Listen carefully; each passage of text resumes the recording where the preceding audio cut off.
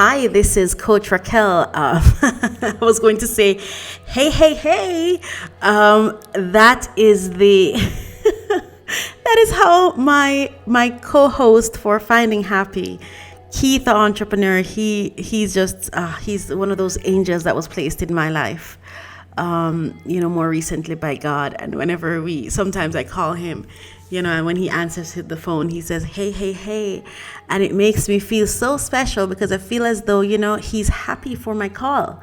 He's not sad. He's not sounding miserable. He's not sounding busy. He's when he says, hey, I feel like he's just open to whatever it is that my call is going to be about. He's open to, I feel like he's ready to love me. He's ready to welcome me. He's ready to embrace me. That's the feeling I get, when I hear him say, hey. When he answers the call.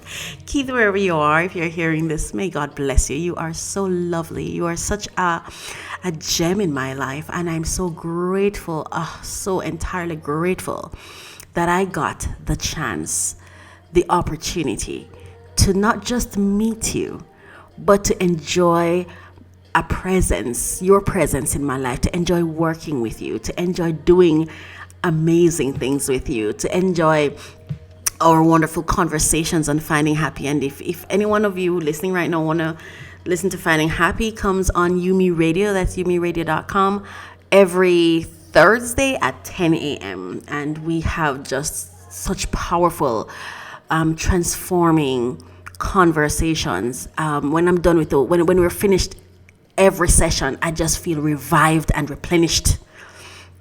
I feel uplifted and enlightened. It's such a warm thing. Today, and if I didn't say, I'm Coach Raquel. Today I'm going to be talking about, I just want to let you know there is power in your purpose. There is power in your purpose, but you have to first know that for others to accept it, because it's your job and your responsibility to ensure they get it. Right? So here's an excerpt from a poem that I wrote. If my business doesn't interest you, my life won't bless you. If my purpose doesn't impress you, my heart will miss you. So what I'm saying is, if what I'm about isn't something that you're interested in, if it doesn't get your attention, right, then chances are I'm gonna have to let you go. Right? Even if I'm going to miss you when you're gone. If my purpose isn't something you care for, you're not going to be somebody who I'm going to keep in my life, because I'm about my purpose, God's purpose in my life, right? As an entrepreneur, I've experienced a lot of setbacks and disheartening experiences, and in overcoming such hardships, I've become, I believe, adept at helping others avoid common pitfalls. I'm a strategist. I was born one. I love to strategize. I love to, be clear on what my outcomes are. I like having a mission, a vision, pay attention to my tactics and my targets, and knowing where I'm heading, and what I'm going to do to get there. That is something I do naturally. So one of the benefits of that is that I get to work with people to help them identify, discover, and unearth their purpose. And I feel so honored to be able to do that, right? So a part of being able to do that is I have to do a lot of research. And I enjoy doing research to understand, what is happening, what the data says, what's trending, things like that, so that when people connect with their purpose, they can understand. I can help them strategize to leverage that purpose, to leverage their skill set to achieve the success they seek.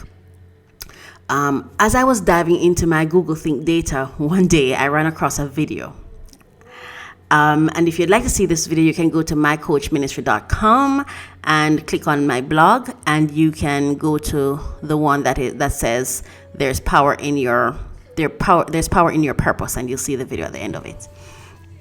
Yes, I saw this video by YouTube creator Derek Gerard, who decided that for 24 hours he would buy whatever food the person in front of him in the drive-thru, of course, had just purchased.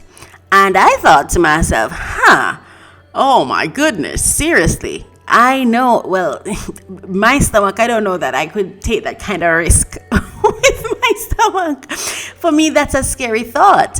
It is certainly not something I necessarily want to do since I don't have their budget, digestive system, or their diet regimen. So then I wonder, if we or I wouldn't just blindly order food, why do we do that with our careers and our brands and our purpose? Because if I ask you, would you do that? Okay, you try it one time. I probably would try it one time. Would you do it 2 times, 3 times? Would that become a lifestyle where for the rest of your life you go order what someone else orders? Nah, I don't think so. Gallup reports, that's Gallup.com, it reports that the percentage of engaged workers in the US, those who are involved enthusiastic about and committed to their work and workplace, is now 34%, tying its highest level since reaching its highest level since Gallup began reporting the national figure in the year 2000. The percentage who are actively disengaged, workers who have miserable work experiences, is now at its lowest level at 13%, making the current ratio of engaged to actively disengaged employees 2.6 to 1, the highest ever in Gallup tracking. The remaining 53% of workers are in the not engaged category. They may be generally satisfied, but are not cognitively and emotionally connected to their work and workplace. Wow. They will usually show up to work and do the minimum required, but will quickly leave their company for a slightly better offer. This is what I say. If you must hitch your wagon, hitch it to what will harmonize with your purpose so that it will positively impact your net worth, happiness, and peace of mind. Kudos to those people who are actively engaged. At the very least, you are living in the moment. For those who are actively disengaged, good for you too.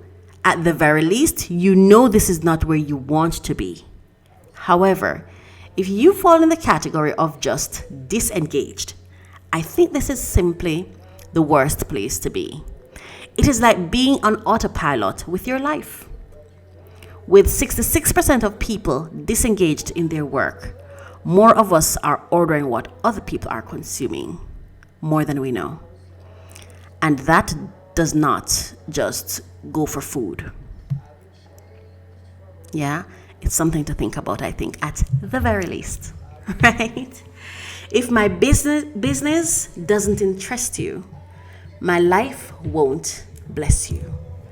If my purpose doesn't impress you, my heart will miss you. I'd like to share a 1-minute devotional with you from the book, The Power of Prayer by E.M. Bounds. And it's a little bit dark where I am. So let me make sure I can see properly.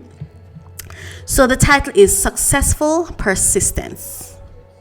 Matthew 15:25. Lord, help me. I like that.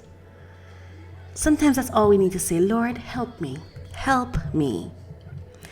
The Canaanite woman who came to Jesus on behalf of her daughter is a notable instance of successful persistence. It is one that is highly encouraging to all who pray successfully. Her heart was in her prayer. At first, Jesus appears to pay no attention to her agony and ignores her cry for relief. She came closer, cutting her prayer in half, and fell at his feet, worshiping him. She made her daughter's case known. This last prayer won her case. Her daughter was healed, and that same hour. Hopeful, urgent and unwearied, she stayed near the master, insisting and praying until the answer was given. What an example of persistence. I understand that. Have you ever felt yourself pray so hard that your abdomen contract? I think those are the kind of prayers that come when you experience real pain. And when I say real pain, I mean God intended pain. When God buckle you to your knees. And with everything inside of you, you cry out, Lord, help me. You know what I pray? I pray that God helps me be able to generate that kind of prayer without him having to buckle me in pain. Being able to reach out and praise him. To reach out and thank him. Guttural prayer. Guttural gratitude prayer. Yeah. Let us pray. Almighty God, I want to pray persistently like the Canaanite woman. In worship, I make my case known to you. Amen. Dear God, you are precious. You are my precious gem. God is my lucky charm. You hear me? God is my lucky charm. He is my rescue. He's my place that I go to, my place of peace. He's my peace of mind. He's my solace. He's my entire world of peace. And it's my prayer and it's my hope and it's my wish that he is for you too. That he is for you too. Because when God is your peace, when he is your hero, you will always be chased. He doesn't wait for the attack to come before he shows up. He's chasing you before it comes. So by the time it comes, he's a proactive God. He's a proactive God. He is a proactive God. You are lovely. Thank you for joining in. Thank you for listening to me. Listening to me on this podcast. You are amazing. You are phenomenal. You are fantastic. Don't you forget it. If you want to hear more from me, please visit my website at mycoachministry.com. You can also email me at mycoachministry@gmail.com. You can find me on Facebook at Coach Ministry or at Instagram at mycoachministry. Listen to me very carefully. You are blessed. You are blessed and highly favored. I don't care what is happening or not happening in your life. You are phenomenal. You are amazing. Don't you ever forget that. God bless you.